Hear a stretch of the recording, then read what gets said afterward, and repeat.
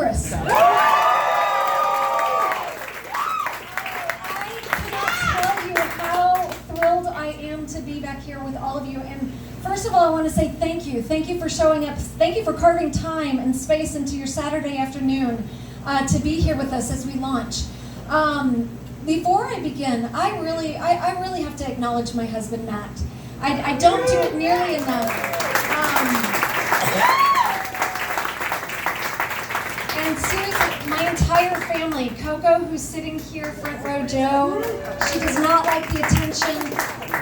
But I tell you, it's my family that really has lifted me here. Because if I didn't have them supporting me in this fight and standing with me side by side in this fight, because it is a fight, y'all, I wouldn't be here. I wouldn't be here advocating for you. And so Matt, I'm so grateful for the work. Y'all don't see all the things he does behind the scenes, but he's truly a selfless, such a giving person, and he has the biggest heart I have ever met in any man. That is truly, I feel so grateful.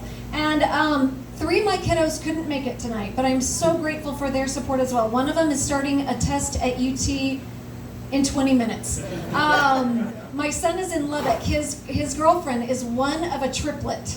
So, and they are in Lubbock going to one of the triplets' graduation tonight. And then my oldest daughter, Nikki. Y'all have heard me tell my story about Nikki. And I'll tell you it again tonight. She is in Tulsa this evening. She's finishing up her PhD in nurse anesthesia, and Tulsa is where she's doing her final residency.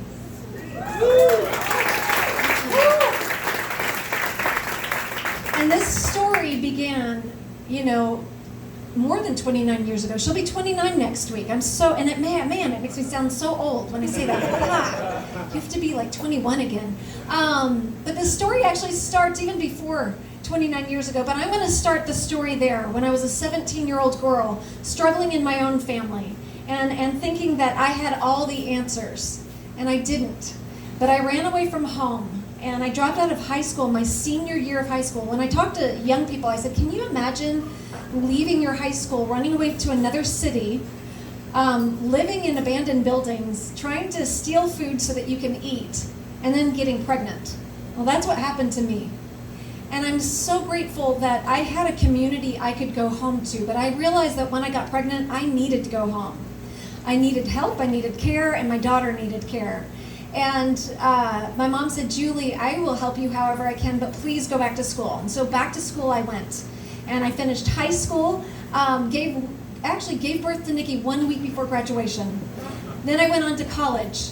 And y'all, there were programs in 1990 when I started college that allowed me to get through college completely debt-free, and they were government programs. And then I went on to law school. And I jokingly tell people I think I'm the only person who was pregnant all 3 years of law school. And so I was talking to somebody, I went to law school, he's like, I never saw you. I was like, yeah, because I was pregnant and having to go home all the time. I was really sleepy, so I slept through a lot of the afternoon classes. Anyways, this story begins 29 years ago because I had a community that rallied around me. I had opportunities that this government, taxpayers, allowed me to have. And I have a wonderful, wonderful 29-year-old daughter who is contributing the most meaningful way I know how she can contribute by truly saving people's lives. And I'm so grateful for this opportunity. When I was after law school, when my son, who I had in law school, was 5 years old, we discovered he had a heart condition. In high school, we discovered he had an immune deficiency. So 2 years ago, when Congress was debating the repeal of the Affordable Care Act, I knew I had to step into this ring and fight for health care for everybody. Not just my son, but for everybody.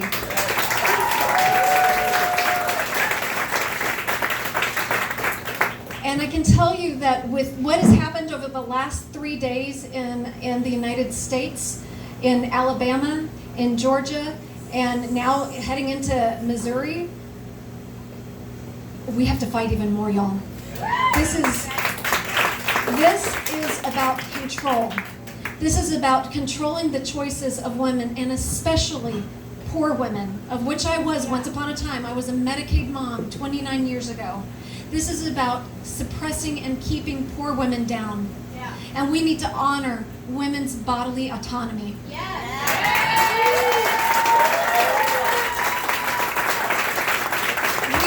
what happens. We live in a state where we have a horrendous maternal mortality crisis, where women of color are at 3 to 4 times more likely to die giving birth or just after birth. And why? Why do we do this? Why are we denying health care when if you actually gave everybody health care in America, we could lower all of our costs and increase our outcomes, our medical outcomes? Why are we saddling students like Parisa coming out of college with debt that they will never be able to pay off? And it's because the people who have been elected to serve their communities are not listening to their communities. They're listening to the people and the corporations who write the big checks. I made a commitment in 2018 to not take a dime of PAC money. And when I say not a dime of PAC money, no PAC money. Because you know that when I'm going to vote on a piece of legislation, I will be listening to my community and not the person who wrote a $10,000 PAC check to my re-election campaign. It is important that we take democracy back and that we have elected officials representing us rather than the corporate affairs, rather than Blue Cross Blue Shield, rather than healthcare companies, rather than the NRA. And to that point, today is the day that marks the 1-year anniversary of Santa Fe. A day when students and teachers died. A day when people became survivors of gun violence. And we've done nothing to help them. We've done nothing. In fact, I was reading up today because it was the anniversary of how much gun violence in Texas costs the hospital community or our healthcare community. $282 million a year in Texas alone from treating gun-related violence in our hospitals. Wow. Almost 4,000 people in Texas are shot a year. 300 of them die from gun violence. That's almost a person a day dying from gun violence. And we have a congressman who would rather listen to the NRA than to Parisa. And Parisa, I know you've tried to talk to him. I've seen it on video. And when I think about the devastating effects of climate change, something that my daughter Coco reminds me on almost a near daily basis, the fact that we are spending trillions of dollars in cleanup after devastating wildfires and weather events, which is just a Band-Aid. We need to be aggressively combating climate change. Well, we have a lot of issues to face and to tackle in this district. We have Fort Hood in this district, which not only provides us with many military service men and women, but their families and those who leave the military service and retire to the communities just outside of Fort Hood. And they are not getting the services that they deserve for putting their lives on the line day in and day out for our country. One of the most heartbreaking stories that I witnessed in the 2018 election cycle was that of an active service member at Fort Hood. His wife standing next to him while he sat in a chair, gripping, white-knuckling the chair because he can't get mental health care services on Fort Hood.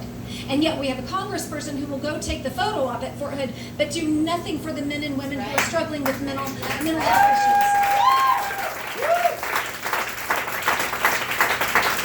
And to that end, we have got to end the federal prohibition on marijuana. Why have we not done this already?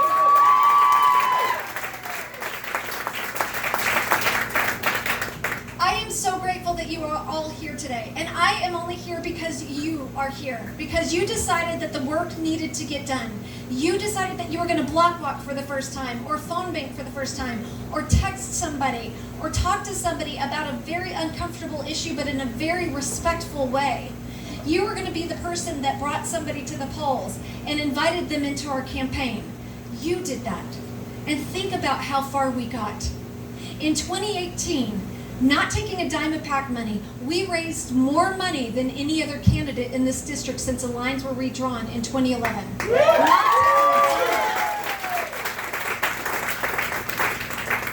We We outraised the congressman 2 times. In 2 quarters, we outraised him. Y'all did this with small dollar donations. Y'all, that is people power. And we closed, which was historically a 20 percentage point margin, plus 20 percentage point margin between the Republican incumbent and the Democratic challenger. We closed that 12 percentage points. We are in single digits, and we will finish the job in 2020.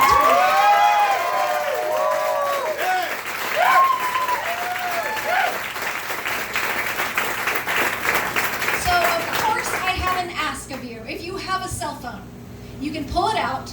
We did one of those text things. You can text my name, Julie, just Julie, to 444-999 to get involved. And what does getting involved look like? That looks like going and talking to your neighbor. That goes and looks like block walking. That looks like getting people registered to vote. And I tell you what, the thing that is going to be the game changer in 2020 is the expanding of the electorate in District 25. Currently in District 25, we have identified 11,000 unregistered Democratic voters.